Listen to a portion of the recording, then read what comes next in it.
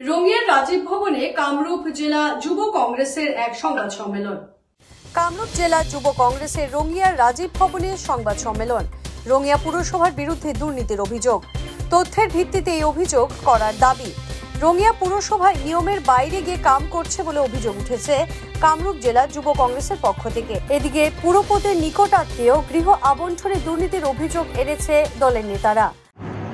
আজি সংবাদমেলৰ মূল উদ্দেশ্যটো হ'ল যে যোৱা 6-8-2024 তাৰিখে আমি ৰঙিয়া পৌৰসভাৰ বিৰুদ্ধে আমি কেইবাটাও গোচৰ তথ্য সহকাৰে মহকুমাধিপতিৰ ওচৰত আমি স্মাৰক পত্ৰ যোগে তদন্তৰ বাবে দিয়া হৈছিল আৰু তাৰ লগতে 6 তাৰিখে আমি এই বিষয়ে আমি সংবাদমেল যোগে আমি সাধাৰণ ৰাইজক আমি এই বিষয়ে অৱগত কৰাইছিলোঁ যে যিসমূহ তেওঁলোকে পৌৰসভাৰ বৰ্তমান যিসমূহ কেলেংকাৰী দুৰ্নীতি স্বজনতোষণ কৰা আমাৰ পৰিলক্ষিত হৈছিল আৰু আমি তথ্য সহকাৰে এইসমূহ বিষয় আমি দাঙি ধৰিছিলোঁ, আমি এই বিষয়ে অৱগত কৰাইছিলোঁ আৰু এইবোৰ আচলতে আটাইবোৰ বিষয় বহুলভাৱে ৰাইজৰ মাজত এতিয়া চৰ্চিত বিষয় আৰু তেনে ক্ষেত্ৰত মহকুমাধিপতিয়ে আমাৰ স্মাৰক পত্ৰৰ কেইবাটাও প্ৰশ্ন কাৰ্যবাহী বিষয়া পৌৰসভাৰ কাৰ্যবাহী বিষয়াৰ পৰা জানিব বিচাৰিছিল আৰু জনাৰ ক্ষেত্ৰত আমি সেইখন পত্ৰ ইতিমধ্যে আমি প্ৰতিলিপি আমি পাইছোঁ। এই প্ৰতিলিপিটোত তেওঁলোকে স্বীকাৰ কৰিছে যে আমি দিয়া প্ৰত্যেকটো অভিযোগ, আমি দিয়া প্ৰত্যেকটো দুৰ্নীতিৰ কথা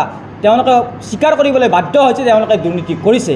আপোনালোকে আমি আটাইবোৰ বিষয় তেওঁলোকে কোৱা, তেওঁলোকে লিখিত দিয়া প্ৰতিলিপিটো আমি দেখি আমাৰ চকু কপালত উঠিছে যে তেওঁলোকে মুকলিমূৰীয়াকৈ যেনেধৰণে তেওঁলোকে দুৰ্নীতি কৰিছে, কেলেংকাৰী কৰিছে। এই ক্ষেত্ৰত আমাৰ আজি আপোনালোকক জনাওঁ যে এই ক্ষেত্ৰত আমি অতি দুখ পাইছোঁ এটা বিষয়ত যে ৰঙিয়াৰ বিধায়ক, আমি জানিবলৈ পোৱা মতে ৰঙিয়া বিধায়ক ডাঙৰীয়াৰ ভৱেশ কলিতা ডাঙৰীয়াৰ চুটলিপিত পৌৰসভা চলি আছিল আৰু তেনে ক্ষেত্ৰত পৌৰসভাত এনেধৰণৰ কোটি কোটি টকাৰ দুৰ্নীতি, লাখ লাখ টকাৰ দুৰ্নীতি কেনেকৈ হ'বলৈ পালে এয়া সন্দেহজনক। ইয়াৰ লগতে আপোনালোকক জনাওঁ যে ৰঙিয়া যিসমূহ দুৰ্নীতিৰ কথা আমি উল্লেখ কৰিছোঁ, সাধাৰণ ৰাইজৰ কৰ কাতৰেৰে চলি থকা পৌৰসভাৰ একনায়কত্ববাদী মনোভাৱেৰে নিৰ্মাণ আৰু আবণ্টনৰ নামত যি দুৰ্নীতি কৰিছে, যি স্বজনতোষণ কৰিছে, এই বিষয়ে আমি তথ্য সহকাৰে ফাদিল কৰাৰ পিছতো এই ক্ষেত্ৰত বিধায়ক ডাঙৰীয়া নিমাত কিয়, এই ক্ষেত্ৰত আমাক উত্তৰ লাগে। আমি যি এই সম্পূৰ্ণ বিষয়টো আমি দাঙি ধৰিছিলোঁ, ইয়াৰ পিছত আমাৰ পৰিয়ালৰ কোনে কি কৰে, আমাৰ নিজৰ বাবেও বহু ধৰণৰ ভাবুকি অহা পৰিলক্ষিত হৈছে। আমি এই বিষয়ে মাত মতাৰ পিছতে আমাৰ পৰিয়ালৰ সম্পূৰ্ণ ডাটা উলিয়াই তেওঁলোকে আমাৰ ওচৰত ব্যৱস্থা গ্ৰহণ কৰাৰ, আমাক প্ৰশাসনিকভাৱে আমাক কৰায়ত্ব কৰি আমাক তেওঁলোকে ব্যৱস্থা গ্ৰহণ কৰিব, আমাক তুলি আনি তেওঁলোকে থানাত বহুৱাই থ'ব, তেনেধৰণৰ ভয় ভাবুকি আমাৰ ওচৰত তেওঁলোকে প্ৰেৰণ কৰিছে। অতি হাস্যকৰ বিষয়, তেওঁলোকে উল্লেখ কৰিছে যে তেওঁলোকৰ কোনো প্লেন এষ্টিমেট নাই। সমৰ দত্তৰ নামত দিয়া 107 ফুট বৰ্গৰ যিটো মহলা আছে, এই মহলাটোত দিয়াৰ ক্ষেত্ৰত তেওঁলোকৰ হাতত কোনো প্লেন এষ্টিমেট নাই। আৰু যি নিবিদা প্ৰকাশ কৰিছে, এই নিবিদাখন সাপ্তাহিক বাতৰি কাকতত নিবিদা প্ৰকাশ কৰিছে। আপোনালোকক জনাওঁ যে এটা কোঠা আবণ্টনৰ ক্ষেত্ৰত বা টেণ্ডাৰৰ ক্ষেত্ৰত তেওঁলোকে বহুলভাৱে চৰ্চিত বাতৰি কাকতত তেওঁলোকে নিবিদা প্ৰকাশ কৰিব লাগে, কিন্তু এই ক্ষেত্ৰত তেওঁলোকে নিবিদা প্ৰকাশ কৰা পৰিলক্ষিত নহ'ল। ইয়াৰ লগতে তেওঁলোকে উল্লেখ কৰিছে উদ্যান এখনৰ নিৰ্মাণৰ ক্ষেত্ৰত যে আমাৰ বৰলীয়া পাৰত লাগি থকা এখন উদ্যান নিৰ্মাণ কৰিছিল, সেই উদ্যানখনৰ নিৰ্মাণৰ ক্ষেত্ৰত তেওঁলোকে উল্লেখ কৰিছে যে সাধাৰণ ৰাইজৰ মৌখিক কথাত তাতে অনৈতিক কাম চলে বুলি তেওঁলোকে তাতে এখন উদ্যান নিৰ্মাণ কৰিছে আৰু সেই উদ্যানখনত এতিয়ালৈকে তেওঁলোকৰ হাতত তেওঁলোকৰ কোনো ধৰণৰ প্ৰাক কলাম এতিয়ালৈকে ব্যৱস্থা কৰা হোৱা নাই। এই আটাইবোৰ বিষয় আচলতে অতি ৰহস্যজনক আৰু দুৰ্নীতিত আচলতে তেওঁলোকে লুতুৰ বুতুৰ হৈছে। এই ক্ষেত্ৰত পৌৰপতি, উপপৌৰপতি, পাৰিষদ গুঞ্জন দাস, উত্তম পাল আৰু ইয়াৰ কাণ্ডাৰী ব্যক্তি চাণক্য স্বৰূপ বসন্ত ডেকা, আচলতে অভিযন্তা বসন্ত ডেকা এই ক্ষেত্ৰত কিংমেকাৰ বুলি আমি জানিবলৈ পাইছোঁ। যে ৰঙিয়া তিনিআলিত পদুম পুখুৰী পাৰ্ক নিৰ্মাণৰ যিটো বিষয়, এই বিষয়টোক লৈ আমি আপোনালোকৰ ওচৰত স্পষ্টভাৱে দাঙি ধৰিছিলোঁ। তাৰ লগে লগে আমি দাঙি ধৰিছিলোঁ যে ৰঙিয়া পৌৰসভাই 1,70,00,000 টকা ব্যয় সাপেক্ষে ৰঙিয়া ষ্টেচনত এক বটলিং প্লেণ্ট নিৰ্মাণ কৰিছে। হয়, আমাক পানী যোগান আঁচনি লাগে, আমি পানী যোগান আঁচনি বিচাৰোঁ। ৰঙিয়া পৌৰসভাই কোনোবা এটা স্থানত পানী যোগান আঁচনি এটা নিৰ্মাণ কৰিলে আমি ভাল পাম, কিন্তু কোনোবা বিশেষ ব্যক্তিক ব্যৱসায়ীৰ স্বাৰ্থত বা বিশেষ ব্যক্তিগত লাভালাভৰ কাৰণে একোটা বটলিং প্লেণ্ট নিৰ্মাণ কৰিব আৰু সেই বটলিং প্লেনে ৰঙিয়াৰ 25,000 এই যি নাগৰিক, ৰঙিয়া পৌৰসভাৰ অধীনত প্ৰায় 25,000 নাগৰিকক সেই বটলিং প্লেনে কি সহায় কৰিব, সেই কথাটো আমি ৰঙিয়া পৌৰপতিৰ পৰা স্পষ্টীকৰণ বিচাৰিছোঁ। গতিকে আমি স্পষ্টভাৱে জনাব বিচাৰিছোঁ যে ৰঙিয়াৰ ৰাইজৰ কৰ কাটলেৰে চলি থকা ৰঙিয়া পৌৰসভাক কোনোবা পৌৰপতি, কোনোবা উপপৌৰপতি বা কোনোবা পাৰিষদ বা কোনোবা বসন্ত ডেকা নামৰ এই তথাকথিত ব্যক্তিয়ে চলাই নিব আৰু তাত আমাৰ দৰে সাধাৰণ ৰাইজে মনে মনে বহি থাকিব, নিশ্চয় বহি থাকিব, কোনোপধ্যে মানি লোৱা কথা নহয়। আমাৰ যুৱ কংগ্ৰেছৰ স্পষ্ট কথা, আমি যিসমূহ অভিযোগ দিছোঁ সেই অভিযোগসমূহ ইতিমধ্যে ৰঙিয়া পৌৰসভাই স্বীকাৰ কৰিছে। আমাৰ হাতত তাৰ প্ৰতিলিপি ইতিমধ্যে হাতত পৰিছে। আমি তেওঁলোকে দিয়া যি তথ্য, তেওঁলোকে প্ৰতিটো কথাৰ তথ্য হিচাপে দিছে যে ৰঙিয়া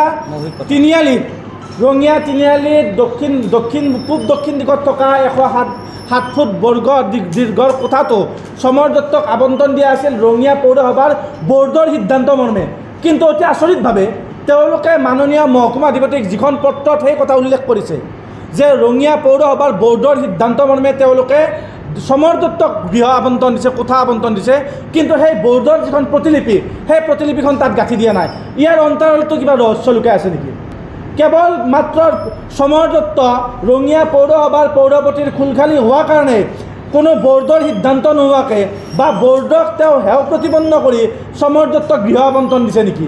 যদি গৃহ আবণ্টন তেনেকৈ দিয়া নাই, বৰ্ডৰ ৰিজলিউশ্যন মতে দিছে, তেন্তে তাত তেওঁলোকে বৰ্ডৰ যি সিদ্ধান্ত সেই সিদ্ধান্তৰ প্ৰতিলিপি কি কাৰণত গাঁঠি দিয়া নহ'ল, এই কথা মাননীয় পৌৰপতি মহোদয়ে স্পষ্টীকৰণ দিয়া বুলি আমি আশা ৰাখিছোঁ। মানে যে আজি ৰঙিয়াত যিটো ঠাইত ক্লক টাৱাৰ নিৰ্মাণ কৰা হৈছে সেই ঠাইত আজিৰ পৰা এবছৰ পূৰ্বে ৰঙিয়াৰ এগৰাকী স্বনামধন্য ব্যক্তি, আপোনালোক সকলোৱে জ্ঞাত যে এগৰাকী মুক্তিযুঁজাৰু, ভাৰতৰ স্বাধীনতা আন্দোলনৰ লগত জড়িত যিগৰাকী ব্যক্তিক আমি সন্মান কৰোঁ, শ্ৰদ্ধা কৰোঁ, প্ৰয়াত শান্তিৰাম লহকৰ ডাঙৰীয়াৰ নামত এখন উদ্যান নিৰ্মাণ কৰা হৈছিল। তাত আপোনালোক সকলোৱে জ্ঞাত প্ৰায় 20 লক্ষাধিক টকা তাত ব্যয় কৰি শান্তিৰাম লহকৰদেৱৰ প্ৰতিমূৰ্তি তাত স্থাপন কৰিছিল আৰু তাত এখন উদ্যান নিৰ্মাণ কৰিছিল।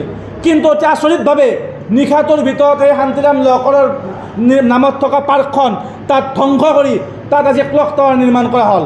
ৰঙিয়া পৌৰসভাই ক'ত তেনেকুৱা নিয়ম পালে যে এখন উদ্যান ধ্বংস কৰি এগৰাকী ব্যক্তিৰ প্ৰতিমূৰ্তি নিৰ্মাণ কৰি, যিগৰাকী ব্যক্তি আমি ৰঙিয়া ৰাইজে সন্মান কৰোঁ, শ্ৰদ্ধা কৰোঁ, যিগৰাকী ব্যক্তিয়ে ভাৰতৰ স্বাধীনতা আন্দোলন ত্যাগ কৰিছে, তেনেকুৱা এগৰাকী ব্যক্তিক ৰঙিয়া পৌৰসভাৰ পৌৰপতি বা উপপৌৰপতি বা পাৰিষদে লগ লাগি বা ৰঙিয়াৰ বিধায়কৰ নেতৃত্বত সেই এগৰাকী ব্যক্তিৰ প্ৰতিমূৰ্তি ভাঙিবলৈ বা প্ৰতিমূৰ্তি উচ্ছেদ কৰিবলৈ ক'ত তেওঁলোকে অধিকাৰ পালে, সেই কথা কিন্তু ৰাজহুৱা কৰিব লাগিব।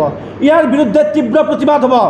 ৰঙিয়াত চলি থকা উন্নয়নৰ নামত, কেৱল উন্নয়নৰ নামত তেওঁলোকৰ যি কমিশ্যন ৰাজ, তেওঁলোকৰ যি লুণ্ঠন ৰাজ, এই লুণ্ঠন ৰাজ কিন্তু আমি স্পষ্টভাৱে আপোনালোকৰ সংবাদ মাধ্যমৰ জৰিয়তে আমি প্ৰকাশ কৰিম। আপোনালোকে হয়তো জ্ঞাত যে ৰঙিয়া পৌৰসভাৰ একাংশ পাৰিষদে 60 লাখ টকা ব্যয় কৰি ৰঙিয়া টাউনৰ মাজত সম্পত্তি গঢ়া, বটাকুচি, গুৰকুচি, ৰঙিয়া পূব ভিতৰত ভূমি ক্ৰয় কৰা, এই আটাইবোৰ তথ্য কিন্তু আমাৰ হাতত আছে। কেৱল তেওঁলোকে যি চমৎকাৰ দেখুৱাই আছে যে ৰঙিয়া পৌৰসভাই ব্যাপক পৰিৱৰ্তন সাধন কৰিছে, এই ব্যাপক পৰিৱৰ্তন সাধনৰ নামত কিন্তু তেওঁলোকৰ বহুত টকাৰ দুৰ্নীতি আৰু কমিশ্যন ৰাজৰ অংক লুকাই আছে। গতিকে আমাৰ যুৱ কংগ্ৰেছৰ কথা স্পষ্ট। আমি ৰঙিয়া মহকুমা অধিপতি মহোদয়ৰ জৰিয়তে মুখ্যমন্ত্ৰীলৈকে স্মাৰকপত্ৰ প্ৰেৰণ কৰিছিলোঁ। আমি স্মাৰকপত্ৰ সাংসদ দিলীপ শইকীয়ালৈকে প্ৰেৰণ কৰিছিলোঁ।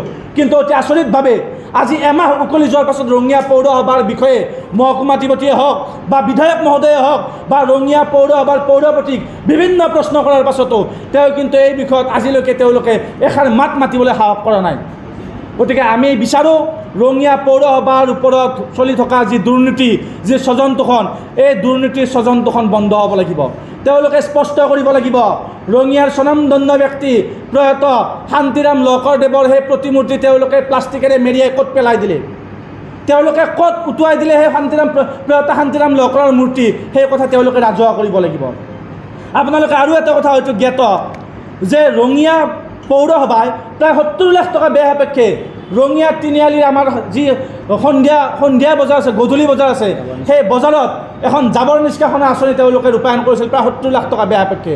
মাত্ৰ 4 দিন তাত তেওঁলোকৰ জাবৰ নিষ্কাশন কাৰ্যসূচীৰ মাত্ৰ 4 দিন তাত তেওঁলোকৰ জাবৰ নিষ্কাশনৰ কাম চলাইছে। তাৰ পাছত আজি সেই জাবৰ নিষ্কাশন আঁচনি তেওঁলোকে বন্ধ কৰি দিছে। আৰু সেই জাবৰ নিষ্কাশন আঁচনিৰ মেচিন 4 দিন চলাৰ পাছতে বিকল হৈছে বুলি তাৰ যি কৰ্মৰত তাৰ কৰ্মচাৰী আছে, সেই কৰ্মচাৰীয়ে আমাক জনাইছে। আৰু অতি আচৰিতভাৱে সেই জাবৰ নিষ্কাশন যি আঁচনিৰ যি বিল্ডিং, সেই বিল্ডিঙৰ পোষ্ট আজি ফাটি ভাঙি চূৰ্ণ বিচূৰ্ণ পৰ্যায়ত আছে। গতিকে এই আটাইবোৰ বিষয়ৰ কিন্তু তদন্ত হ'ব লাগিব। যে কোনো খবৰেৰ জন্য যোগাযোগ কৰুন 7099017330 এবং 7099017110 নম্বৰে।